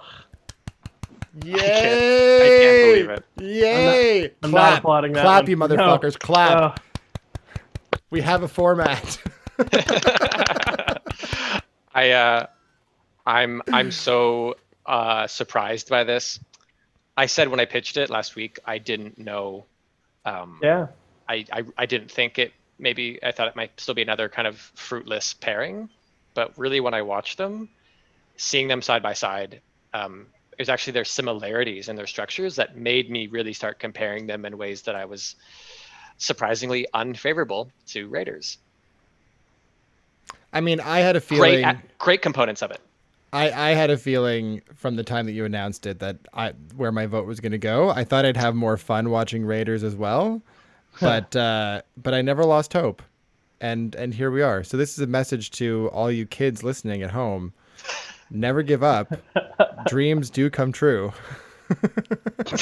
Not for Sean, but definitely for me. All right. On that note, I actually don't even know is it back? Whose turn is it? Daniel's. Oh, it's mine. Yeah, we got limited time in this call here. So you got a few minutes, Dan. So tell us. Well, I was gonna say. I mean, this one is running a little longer than normal. Do we want to maybe take an unprecedented third sponsor break and then come back to close it out? We'll tune in after the break. Will Daniel choose 2 movies that are proper for this podcast? Find out! Are you having a hard time adjusting to COVID-19 life? Smoke some marijuana. Are you worried about the future for you and your loved one? Smoke some marijuana. Are you beginning to question the structures that got us here? Don't worry about it. Smoke some marijuana. Are you now realizing the crippling faults of unbridled capitalism and neoliberalism? You shut the fuck up and you smoke some marijuana. This message brought to you by the Ontario Cannabis Store. Citizen Kane Versus is not affiliated with or sponsored by the Ontario Cannabis Store, but we do recognize the need to numb yourself with chemicals because of the state of the fucking world. Enjoy responsibly. So thanks for sticking in. If you stayed with us through that third commercial break, oh my goodness. Let's find out though. Dan, as we were saying, has the pick for movies for next week, and I personally am dreading it. I don't know if I do. So I was just telling Sean before we came back that I was what I see as a victory this week feels a little bittersweet because I was kind of hoping it would happen next week Oh. on the movies that I chose. Uh-huh. So now I'm torn. I don't know what to do because I have two. I actually have a list of good ones that I haven't told you guys about because I've been kind of sitting on them. But I think I have to go with my instinct on this one. Okay. And just go with my original thought. Okay. And that is going to be Thelma and Louise versus Hobbs and Shaw.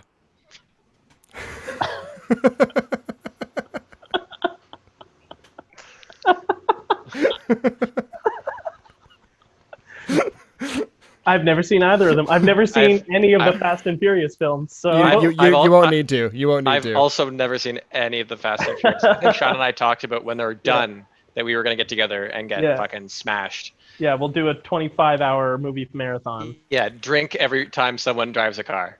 I can tell you guys. I mean, you'll only need to do that for the first like 3 movies. Then it stops speaking about cars entirely. Okay, I've seen neither of these. Yeah, me neither. Fuck me. This is Interesting. gonna be weird. It's gonna be. I mean, I've seen Hobbs and Shaw. I love Hobbs and Shaw, so I'm a little biased. Right. So you're like, I'm gonna love this movie. But like, yes. But to me, well, yes. I was trying to set it up so that we could have like a fun schlocky movie that might give that category a fighting chance. Uh-huh. But I also thought it was funny because it's like the ultimate like girl duo movie versus the ultimate bro movie. the ultimate cliche bro movie. Yeah. Right. So I'll give you a little pushback. Is Hobbs and Shaw not like already considered a classic of the action genre? No. Okay. A classic of the action genre? No. Yeah, just from the like overwhelming like positive reviews it got when it came out, and the like I've only heard amazing things about this film, so I just assumed it was already something that people were like, "This is an amazing film." It's amazing in that it's like over the top, ridiculous, fun. I mean, I don't want to give too much of it away, But it's still schlock. Like it's schlocky. It is schlocky, and its IMDb score is like 6. Its Metacritic really? score is like, yeah. I'm gonna look it up right now. Then we're in. All right, let's do it. Hold on, I wanna be sure about this because I figured there might be a little bit of a pushback on this. Will Daniel find the rating score on his phone? Yeah, so IMDb. Tune in after one more commercial. IMDb, it's 6.4 out of 10, and then the Metascore is 60 out of 100. Okay, fuck yeah, it's schlock. Let's do it. That sounds good to me. Yeah. Dan, I'm so excited for next week where you tearfully recount how Thelma and Louise changed her life. And that you give it sweeping scores against Hobbs and Shaw. Hey man, if it does, it does. I'm not against it. I already have what I think is a win in my books, so like I'm not gonna die on the hill of Hobbs and Shaw. Wow, that's a dangerous amount of bias to pick your choices with. But I did have a backup in case you guys. No, I'm good with this. Okay, yeah, good. I think the fact that you love the film will be offset by the fact that Jack and I have zero understanding of this universe. Yeah, you don't know what we're gonna do. And we haven't seen them on Louise either. So. Well, that's also why I chose Hobbs and Shaw, because you don't need to have any understanding of or any prior experience with Fast and Furious to like this movie. And you will like it. They're both driving movies. So there's that connection. There are so many parallels. It's uncanny. Okay, great. Yes. This is a good week for me. And I think this is going to be the first film we watch that has a female protagonist rather than some chonky all-American dude. Yeah, that's also what I was excited for. Was to give us a female-led film for once. I hope there's still a link for Greek mythology in our schlocky movie somewhere, or at least in one of the movies. Because I did take note that in National Treasure, when they're chasing to get the doctor back from Sean Bean, the truck has it has Olympus on the side of the truck. And I was like, there it is. There it is again. So are you saying there's a conspiracy of American filmmakers to include some kind of coded Greek language that is secretly talking about how America will resolve its inner turmoils or something like that? No, I'm saying my family has been discredited for many generations for believing that there was a conspiracy to, etc. Gotcha. That was a good tie-in, Jack. That was well done. That was clever. Thank you. I like that. That was good. Well, this is very fun. I'm glad that we finally found a pair up, a matching from this week, where the schlocky movie somehow came out on top, and is really uncomfortable that it did. Yep. This was not. It is gratifying. not uncomfortable. It was the better movie. I feel really bad. And we all acknowledged that it was a fun film to watch. No one had a bad time. I enjoyed it way more than I thought I was going to. I know. I'm just saying, I think it's a good day today. When one of us enters public life, this is going to be used by a broad demographic of voters that one of us will likely need, and it's going to bring the campaign down.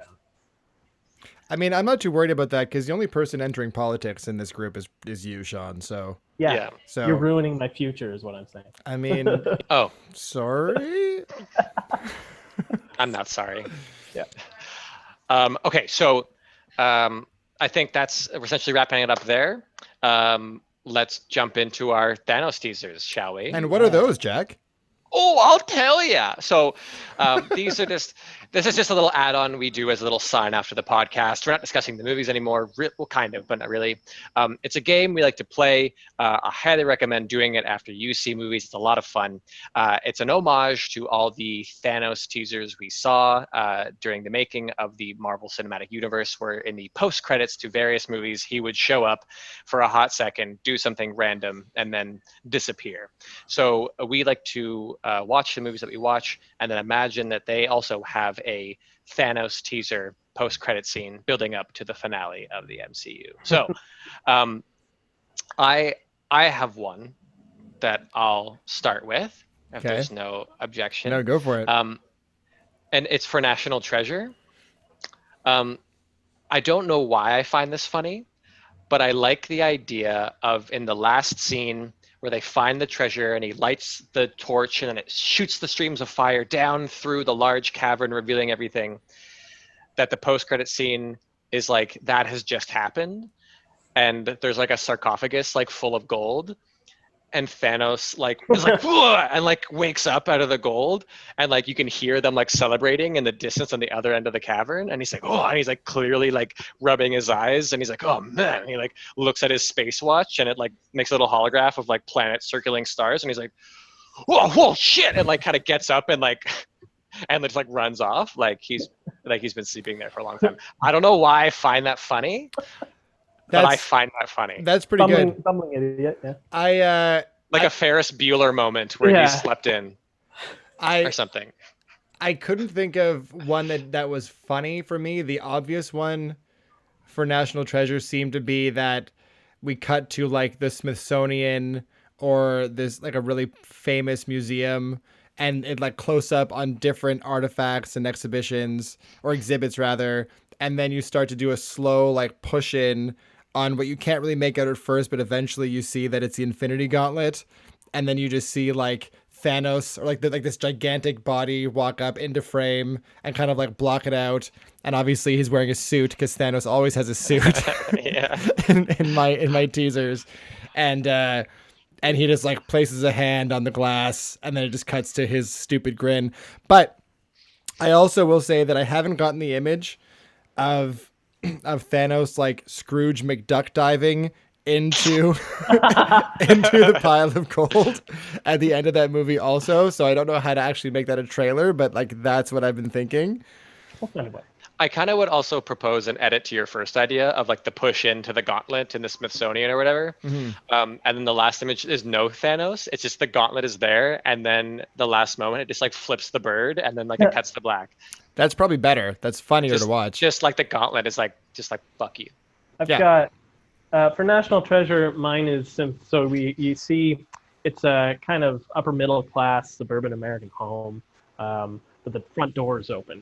No, there's a giant hole blasted in the side of the wall. The camera goes in the hole. There's a door open at the end of the hallway and you hear, "You are being sacrificed for the betterment of the universe." And you just see a light from the door. The camera comes in the door. Harvey Keitel's body is on the ground. And from his hand, you see Thanos' fingers pull the Freemason stone off of his finger and then into the power gauntlet. And then he gives this cheesy smile. We're done. Oh, that's actually good. I like that one a lot. It's And too then- accurate, but I want it to be stupid and funny. Kevin Feige, you can contact me at 5 So I love everything about that, but then can we also have him Scrooge McDuck dive into Yes. the big pile of gold? Okay, great. That's Great. That's what. That's your my only next note. little duck diving, shall we? Yeah. And no, but like Thanos looks up and he's like, I can't do it. I can't do it. Yeah, there it is. Anyway. Yeah. Great. I love a Scrooge McDuck dive. All good stuff. These would all be satisfactory in my mind. Does anyone have a good Raiders one? It's tough with movies that have like the source of all power in them Yeah. to then do this to it. Okay, I had the core thought of just like the Ark has Tesseract in it. Like it was just like that's all I could really think about. Okay, so here's mine. You ready? I'm fucking ready. It might not make any sense. I just wrote it in like a fugue state last night. So I have so the credits end, and then we fade in on the rocky landscape where we last saw the Ark, where that ritual took place with all the ghosts and shit. As we hear quick, rapid footsteps and panting, we cut to a close-up on feet, it just wearing kind of generic boots, racing on gravel. Then we cut to a tracking shot behind the back of someone in what looks like a religious robe as the person comes to a stop and the camera pans up and over the person's head to reveal the clearing where we saw that ritual take place. Now littered with Nazi bodies. Cut to Thanos in the same Jewish robe and Pope hat that we saw Belloc in, shocked and stunned, but also kind of relieved that he was late for the ritual.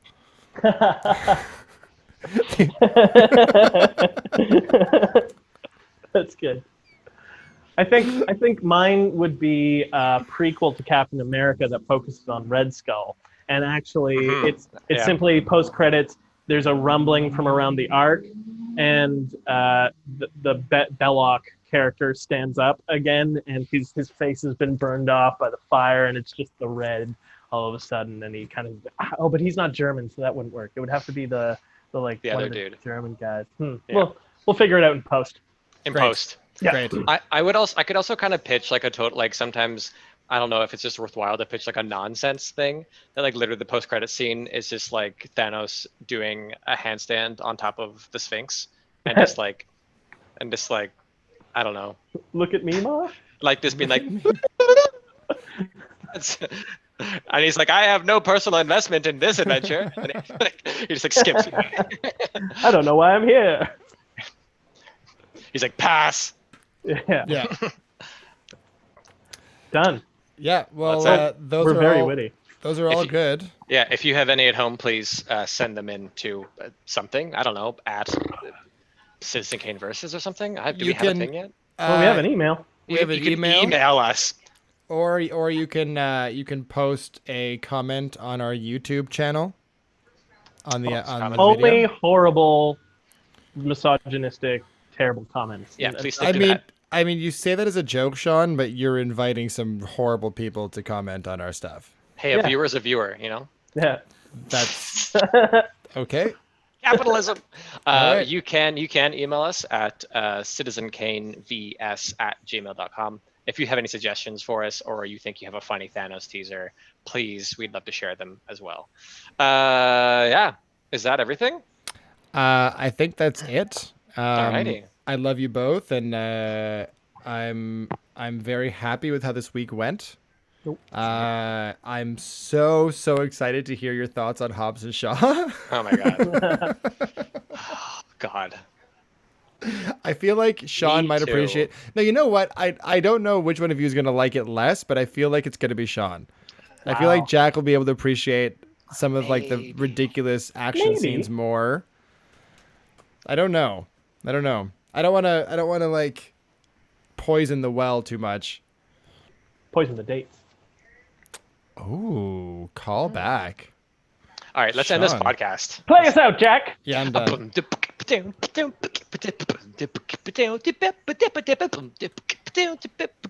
Citizen Kane versus. Meow.